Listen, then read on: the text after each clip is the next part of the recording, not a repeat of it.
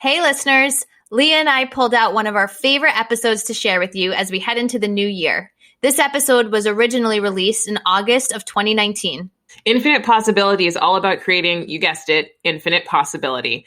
Join us as we take you through our 3-step framework for creating the life that you want. We hope you enjoy it, and happy 2021.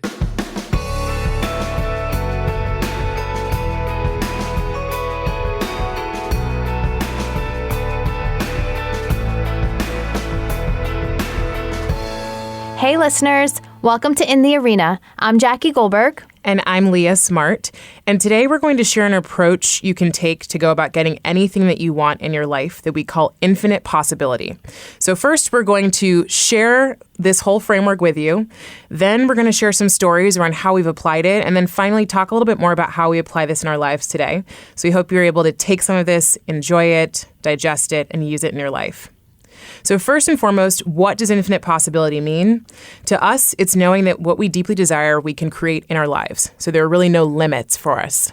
And this is really what life coaching is all about. So for our listeners, Leah and I both recently completed life coaching programs and feel deeply connected to this concept of infinite possibility. Coaching really, in its simplest form, is looking towards the future, knowing what you want to build, and then working to get there. So how do I go from point A to point B? What is that gap, that bridge that I'm looking to fill to create anything that I desire in my life? And what I love about life coaching is that it's life by design, right? You get to choose, you get to create. Yep, love that. So when we want something in our lives and we're thinking about this infinite possibility piece, there are sort of these two things that we can approach in different ways, and there are sort of yin and yang balance. The first is how I'm being, and the second is what I'm doing to get there. So I want to define what being and doing are. So the first is being. Being is my mindset. It's my beliefs. It's my approach. It's how I'm showing up. And then, of course, you probably recognize doing is the actions that I'm taking. And the framework we're going to share today is really focused around being. The reason is Jackie and I both have had experiences in our lives where we were solely focused on doing things, and those things we did took us down paths that weren't aligned to what we actually wanted or who we are as people. And through these experiences, we basically just came to realize the importance of this state of being to help us as we guide ourselves towards what we actually want. Yeah. And the framework that we're going to introduce today, Leah and I actually designed together. And really, Leah, what you explained about having these experiences in our lives that were really just based on doing and ultimately got us to the place that we're at today is how we base this framework off of. It's what we based it off of. So let's explore the 3 aspects together of how you show up as you move towards creating infinite possibility. So the first aspect is presence. And we can't truly see what's possible if we're not present. Now, what is it to be present? I mean, we talk about presence on this podcast and mindfulness and meditation as a technique to get there. But simply put, presence is showing up fully in every experience. It's really a level of awareness that gives us access to our intuition, to our emotions, our heart, and our soul. And these are the things that tell us what's truly important. So how do I get present? Well, one of the ways that I like to get present is to ask myself a simple question. It's, where am I right now? So right now for me, I am in the Empire State Building on the 25th floor in the recording studio in my seat. And I can feel myself in this moment just saying that question out loud and boiling down to where I physically am. I actually feel that alignment and that energy for me. So do I. And you forgot to say with Leah. With Leah. And Kelly. So when we're present, what we have access to is our intuition, emotions, our hearts, and our souls. And this is really where we connect to who we are at our core. So what I want to tell you is that presence gives you access to the truth of who you are. And this is the second aspect of the framework. So we have presence, and now we're actually in what we call authentic power. So when we're connecting to and accepting the people that we are, we start to recognize what's really important to us versus what's important to others.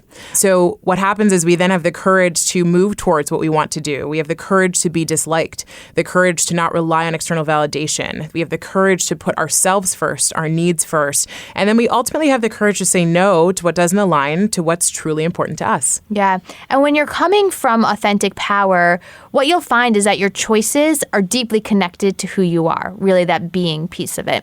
So choice is that third and final aspect of the framework.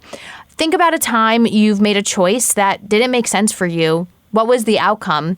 What I've noticed is that choices or commitments can feel different, really based on the origin of where they're coming from. So, Leah, what you mentioned before, like making a choice based on what's important to you versus making choices based on what others expect of you. Right. Well, another way to think about choice, too, if that didn't sit with you or if it did and you want more examples, is to look at where you are today in your life. I'm going to give you a second to think about that.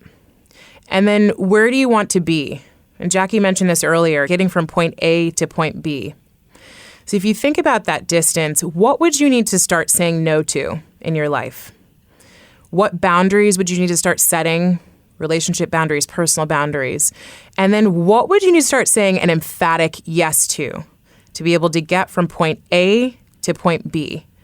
And really just recognizing, Jackie and I talk a lot about the power of choice.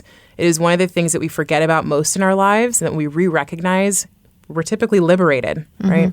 Yeah. So just to summarize the framework before we go into share our stories, if you almost picture a circle, right, on a piece of paper, and written inside that circle is infinite possibility, then you have like 3 stokes coming out of that circle, maybe starting at the top right, so you're kind of going clockwork. You can have your presence. You get presence. You get access to your intuition, your emotions, your heart, and your soul. You're in it. And then you kind of go clockwise to maybe a 6 p.m., right, or 6 o'clock on a clock. You have authentic power. And here's really the essence of who you are, the truth of who you are. And from this point, you can make clear choices, moving to choice at a little bit of a 10 p.m., 10 o'clock. And that is how you can, if you're a visual person, to our listeners, looking at what this can feel like for you, envisioning it in this way can help you kind of connect the dots for this framework. Yep, love it. Thanks for describing that, because everyone's different in how they bring in this information.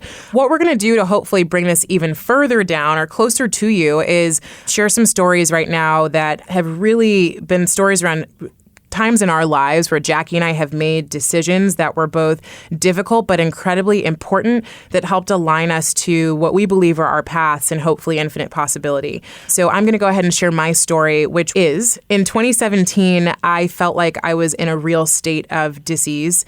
I was really unhappy, and it made absolutely no sense to me. I had actually just moved back to LinkedIn. I'm a boomerang, so I came to LinkedIn, left for a year and a half, and came back, which was great. I had moved back to San Francisco, which is home for me, from New York City. So I was near close family. I was near friends. And then I was in a new role that was really helping me expand my skill sets. And that was a really important goal of mine in 2016 that I accomplished in 2017. So once I realized that I was in this state of sort of unhappiness, I moved into my doing. I immediately went into what can I do? What can I take care of to make myself happy? And what I decided was to make a big choice. And that choice was to actually again, move to Chicago to expand into a new role. And one of the things that Jackie just described is when you look at this circle, presence is the first one on there. My moment of presence was really just forced upon me. So I was on business travel, ironically enough, in the location I had planned to move to. And I woke up one day in a hotel that morning and just had this immediate jolt of presence and access to intuition that told me this was totally the wrong decision for me. And what I realized is I had been aligning my career success to my happiness and my choices around what others expected of me to my happiness. So if I did something others expected, I got a reward, and not actually looking at what was important to me in life. So after that point, I made the decision not to make this move. I had a really tough conversation with my manager, who was incredibly compassionate. But after that, I was then able to come back to 3 things with my intuition that were really important, and I'd love to sort of impress upon you if it feels like it makes sense. The first, when I think about intuition or your gut or your hunches, is really to listen.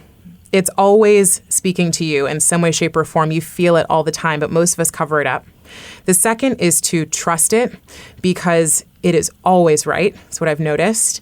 And the third is to follow it, which is incredibly important because that is typically where your path opens up.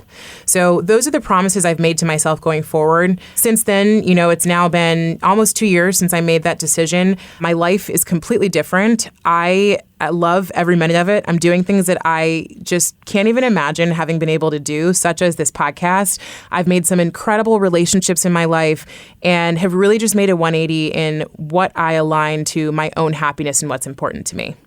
What I love about your story is how you went right into action. And you said that you were someone that typically does that rather than taking a step back to get present, to be clear, and really thinking through that ultimately the choices that are aligned to who you are. And so you went right into action, which caused you to make a decision or make a choice that wasn't the right choice for you at this point in your life, right? And that thump on your head that you got, like waking up and all of a sudden your intuition telling you something. All of us have experienced this in our lives, I would think. And what I love about this framework is it really gives you a state of being that you can access, that you can live in to make clearer decisions and really feel confident about those decisions because they're coming from an authentic, fulfilled place. Yep. So thanks for sharing, Leah. And, my story was similar in terms of, 2.5 years ago, I really felt like my life was on autopilot. Like I was kind of just going about my days in a motionless way. And it wasn't until a breaking point that I felt that woke me up, right? And it was not going to go into details, but my life was going through some changes. And all of a sudden I had this breaking point of awareness. And I was like, wow, I am not where I want to be in my life. I was just so misaligned with that. And I realized that I really wasn't present. I was unawake, right? I was asleep for a long time. And so the decisions I was making over the course of a few years were not coming from this authentic place within me, the truth of who I am. It wasn't coming from my essence. It was coming from a place where I was asleep. So I was just doing to do and really in that action mode and not connected to who I was. So once I had that breaking point, I was able to make those clearer decisions. And now my life is really about setting goals aligned to who I am, right? I've, made a huge change in a relationship. I've started solo traveling, which I had never done before. And now I've visited 6 countries in the past 2 years. I live alone, which I had never done before. And it's scary and a new experience, but I am so much more connected to who I am. I recently froze my eggs, which was one of the most empowering experiences and not something that people talk about openly, but it's something that I want to change. I think it's really important. And so I start now making decisions and doing things connected to who I am and to what I really want, both for myself and for those around me that I love and the relationships that I've built over the past few years and how important those are to me. So really, this framework is something that I feel so connected to, but only in retrospect, right? And that's why I think it's so important, and I'm excited that we're sharing it with our listeners today. Yeah, and I love that you share that. And something that's probably really important for everyone that I've noticed with myself too is you talked about being asleep, right? And so many of us, find ourselves in moments where we're asleep. I found myself in those moments before.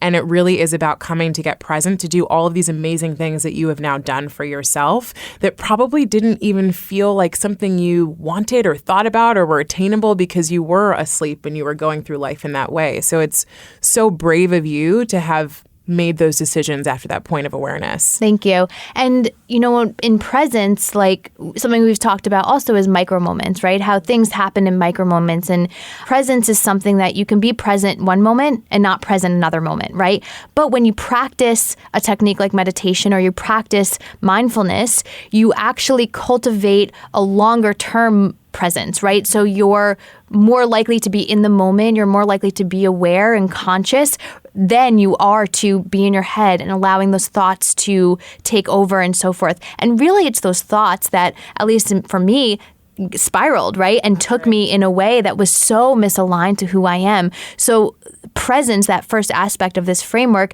is really something that you can practice every single moment of the day to cultivate that longer term present life. Yeah, that's a great way to put it. And for those of you who are not meditators yet, that's okay. Like Jackie mentioned, you can try something as simple as, where am I right now? And answering that question with at least 4 different points, right? So like we said, we're in the Empire State Building. We are on the 25th floor. We are sitting in our seats in the recording studio. We're with others. This is Jackie and Leah. We are with ourselves, Jackie and Leah.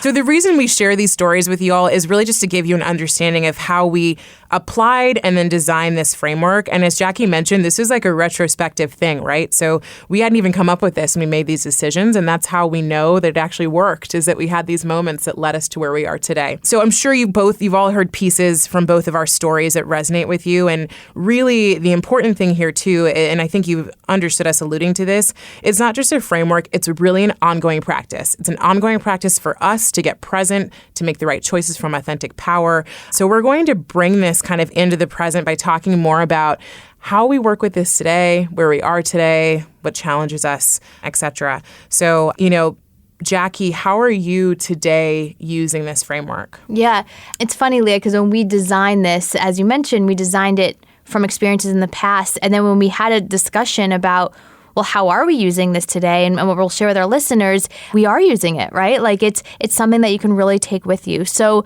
I think the biggest way that this framework applies to my life today, and really starting from the presence piece, is that because I am more aware and more conscious just in my day-to-day, and like, again, meaning that my whole entire life is just more awake, I'm more awake as a person, I am less in a routine than I ever was. Meaning my day, obviously I'm doing similar things like waking up and working out and going to work, and I have those routines, but my whole life is not a routine. I am not sleepwalking into coming home and turning on the TV and sitting in front of the TV and going to bed and doing the same thing every night.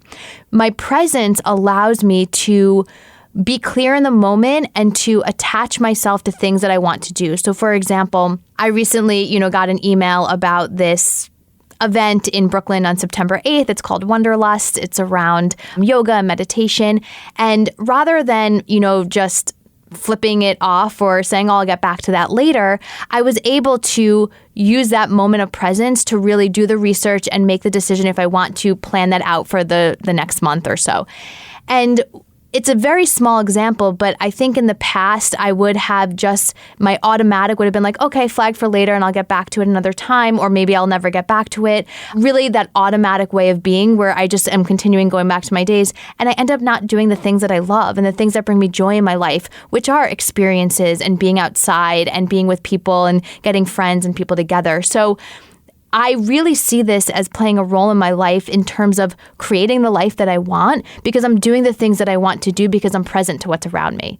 That self-awareness, or that just awareness in general, not necessarily self-awareness, but the awareness to life has allowed me to make the most of it. Yeah, I mean, from what you're saying, all I could think was just pay attention. This is what it sounds like. It's like pay attention to your life, pay attention to signals and signs, pay attention to what you love. Yeah. Follow your curiosities, like allow those things to actually be inside of you and then come out of you, and not just stuff them back down and say, I'll deal with this later, or it's just not important. Right. And no one else is going to do that for us, right? We need to do that for ourselves. And what would happen in the past for me is that I would just rely on other people to come into my life and say, oh, there's an event here, there's a thing here, or do you want to do this? And that was what my life was about, relying on others, versus now I get to choose how I want to live. Yeah. And what makes it hard, or what gets in the way of doing this on a consistent basis, even today? Yeah, I think just not being present, right? Like just allowing the thoughts inside my head to kind of spiral into, oh my God, I need to do this right now, I need to do that, I need to do this. And it gets you into like the routine of day-to-day chores and work and all of that. But when I step away from my thoughts, I'm in the moment, I actually realize that none of that even matters, because it'll get done because I'll be in it in the present moment when it needs to get done, right? So I think it's really not allowing my thoughts to lead, but really to continue to stay present is what's hard, but it's a practice. Yeah. And our thoughts do so much more than we even understand. So if we don't pay attention, we forget that they're just thoughts and we're here to observe them. We are not them, right? We are not our thoughts. Exactly. Yeah. Exactly. So how are you using it today? Yeah, I think for me, it's really been around relationships. So, as I've gotten older, one of the things that I've recognized is something that someone actually said on one of our recent podcasts. Jeff Becker said that he had unlimited bandwidth for important things. And I just took that and really ran with it. But what I recognized is I also have unlimited bandwidth, and I want to have unlimited bandwidth for the most important people. And I want to have limited bandwidth for others. And I think in our lives, we have this sort of centrifugal circles of relationships, right? You have your core, you have some people around that core, and then there's, bigger and bigger circles around it. And what I found was that, and I continue to work with this, is I have really allowed people who are in my outer circles to have more impact on me and to be a bigger part of my experience than I really want. And I was not present to it. I was saying yes, I was there, I was here, I was everywhere. everywhere, and I felt empty. I still felt empty. And so what I'm doing now is continuing to come back to those relationships and recognize like who's in my core. I have unlimited bandwidth for those people, including myself. I'm in my own core and I need time away to be an introvert. But like, then there's all these people outside of my core. And how do I deal with them? How do I love them with a boundary of loving them from afar? And so what that's done for me is opened up space for me to do what I need to do for myself. But it's also allowed me to get present to my time with them, right? Because I do want to have time with them and to love them too without resentment, right? So that's been a big one, is just how those relationships shift based on the boundaries I set and being able to continue to give love to those people, knowing that I have limited bandwidth for them. I love that.